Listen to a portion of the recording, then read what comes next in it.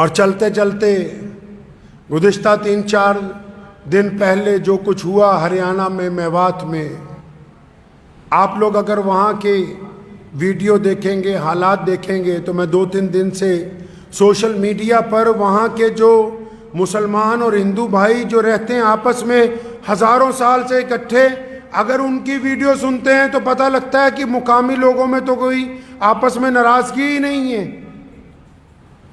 और अगर social media वालों को देख लेंगे या आजकल जो बड़े बड़े मीडिया घराने उनमें से कुछ को देख लेंगे, तो पहले रवाज होता था कि कई बार 2 लोग आपस में नाराज़ होते थे तो तीसरा सुलह कराने आता था।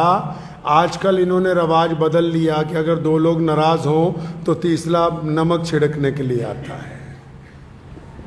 तो अपने आप को उन लोगों में कभी शामिल नहीं करना जो नमक छिड़कना चाहते हैं। इस्लाम ने अमन का पैगाम दिया, मोहब्बतों का पैगाम दिया है, भाईचारे का पैगाम दिया है। नफरत के लिए कोई जगह नहीं है।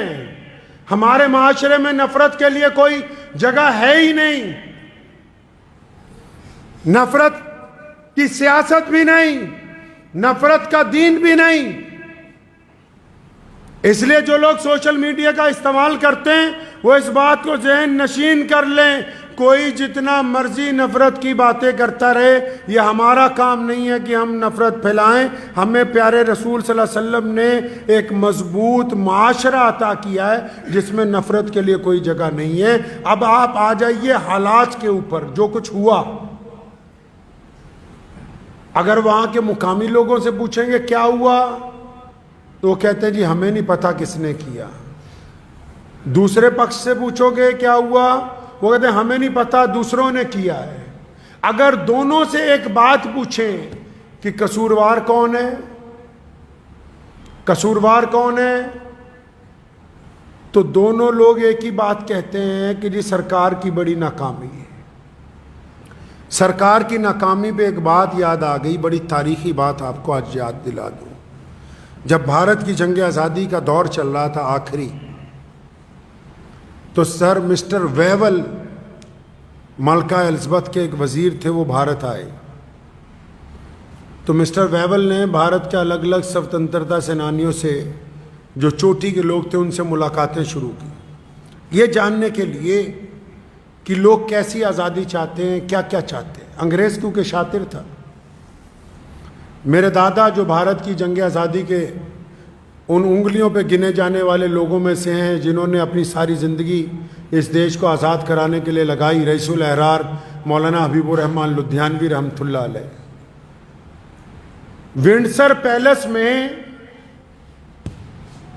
जब मौलाना हबीबुर रहमान लुधियानवी को बुलाया मिस्टर वेवल ने, अलग अलग लोगों से अलग अलग मीटिंगें तय थी। तो अंग्रेज क्योंकि शातिर होता है ना, उसने एक बात कही, कहने लगा अच्छा मौलाना हम छोड़ने वाले हैं, इस देश को आजाद करने वाले हैं, आप ये तो बताओ कि जो सरकार बनानी है यहां,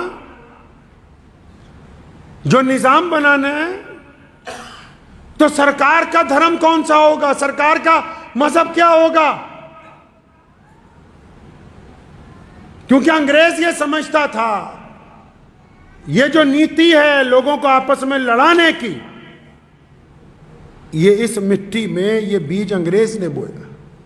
अंग्रेज ये समझता था कि भारत का इतना बड़ा मौलवी है, लाखों लोग इसके पीछे चलते हैं, तो मैं इनसे ही पूछूं कि जब आजाद हो जाएगा देश तो सरकारी धर्म क्या होगा। और अंग्रेज ये समझता था क्योंकि मौलाना तो मुसलमान है, तो ये कहेंगे कि भाई सरकारी धर्म तो इस्लाम होना चाहिए। फिर जब दूसरे आएंगे उनसे पूछूंगा, वो कहेंगे नहीं इनका नहीं हमारा होना चाहिए। तो उस वक्त रईसुल अहरार मौलाना हबीबुर रहमान लुधियानवी रहमतुल्लाह अलैह ने जो तारीखी बात कही, वो आज की सरकारों को बताना चाहता हूँ। और फरमाया मिस्टर वेवल, इस्लाम ने हमें ये समझाया है, हमारे मज़हब ने हमें ये समझाया है कि जो सरकार होती है ना, जो हुकूमत होती है, उसका जो काजी होता है, उसका जो जज होता है, उसका जो कमिश्नर होता है, उसका जो डिप्टी कमिश्नर होता है, उसमें जो एसपी होता है, उसमें जो वजीर दाखिला होता है, उसमें जो मुख्यमंत्री होता है, उसमें जो प्रधानमंत्री होता है, उसमें जितने बड़े बड़े ओहदेदार होते हैं जो सरकार की कुर्सी पर बैठ जाते हैं, तो कहा था कि मिस्टर वेवल तुम्हें गलतफहमी हो गई, तुम ये समझते हो कि मैं ये कहने वाला हूं कि सरकार का धर्म इस्लाम होगा। फरमाया सुनो, हमारे दीन ने हमें यह समझाया कि जब कोई भी आदमी सरकार की कुर्सी पर बैठता है तो उसका मजहब इंसाफ होता है, उसका मजहब अदल होता है, वो लोगों के साथ बराबरी करता है, उस वक्त वो किसी एक मजहब को चाहने वाला नहीं होता। आज भी अगर हम ये चाहते हैं कि अमन कायम रहे, मोहब्बतें कायम रहें, तो हमेशा याद रखिए नफ़रत फैलाने वाले लोग कम होते हैं, लेकिन मोहब्बत वाले क्योंकि चुप रहते हैं, एक दूसरे से प्यार का इजहार नहीं करते, इसलिए आपको दूर से नफ़रत फैलाने वाले ही नज़र आते हैं।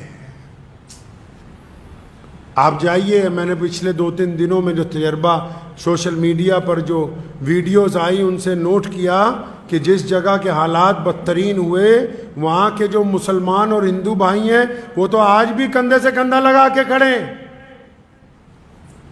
सरकार को कहना चाहता हूं कि नाकामी किसी की नहीं होती, नाकामी हुकूमत की हुआ करती है। और ये जो सबक दिया स्वतंत्रता सेनानियों ने कि जो सरकार है, सरकार का धर्म लोगों के लिए बराबरी के साथ अमन को कायम करना, शांति को कायम करना, उनके लिए अच्छी सहूलतें रखना, अगर हम बराबरी को कायम रखेंगे तो फिर कोई भी आदमी गुस्ताखी नहीं करेगा।